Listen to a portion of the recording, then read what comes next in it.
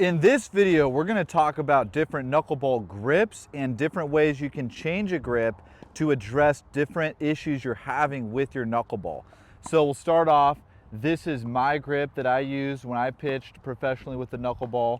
So kind of two fingers right here behind the horseshoe. I believe I learned this grip when I was a kid from like Google Images from Tim Wakefield throwing it. It's the same grip that he used. It's the same grip used by R.A. Dickey, by Charlie Huff, by I believe Stephen Wright. It's a very common grip, and it's a grip that I teach a lot of my students, but not every student. Some guys like a different grip. So I'll give you examples of different grips that major leaguers have used. So Phil Niekro, Hall of Famer with the knuckleball, he gripped his more just like along one of the seams right here and split it, similar to Matt Waldron. Actually, what's really interesting, another guy, Hoyt Wilhelm, Hall of Famer, I've seen him, if you look on Google Images or you look at different videos of him talking about his knuckleball grip, he'll show you different grips that he used. And so I'm not really even positive. He might have changed grips, he might have, used different ones at different points of his career. But the point is the grip is not everything, in the same way that there's not one grip that you're going to learn for a curveball or a changeup that's going to make it perfect. You're going to have to experiment on your own, but I can show you different grips that work for different people. So people ask about using more fingers. So Kenny Surwa, he's in the Tigers organization now, famous for throwing one of the hardest knuckleballs. He throws his right here using more fingers, just like this, along the four seam.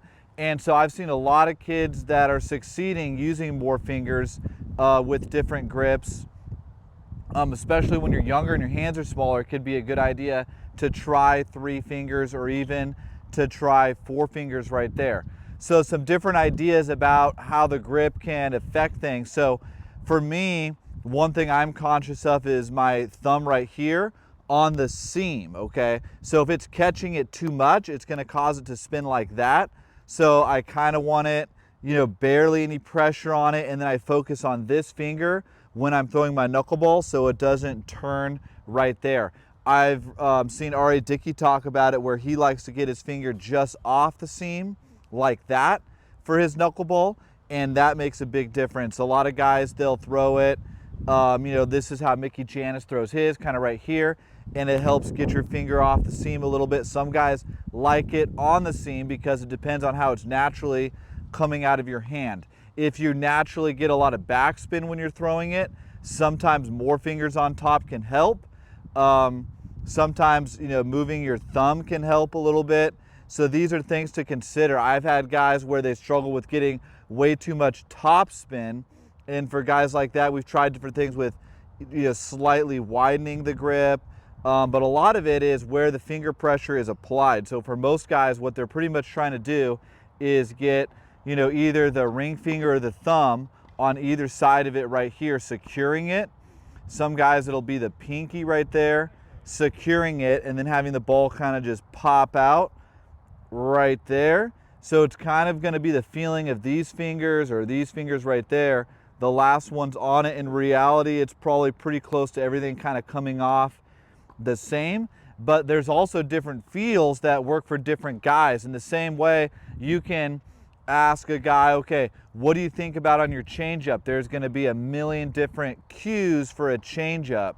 Same thing with a knuckleball. Phil Niekro talked about feeling, more of his palm with it. Charlie Huff, was a lot more, he told me the way that he thought about it similar to me, just kind of popping it right there. So these are some different grip ideas, different cue ideas, different ways to kind of approach the knuckleball based on the spin that you're getting.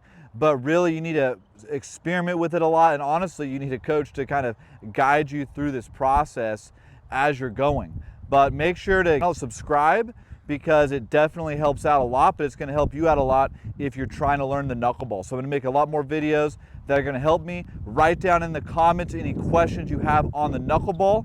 We're making more of these, and we'll see you guys in the next one. Peace.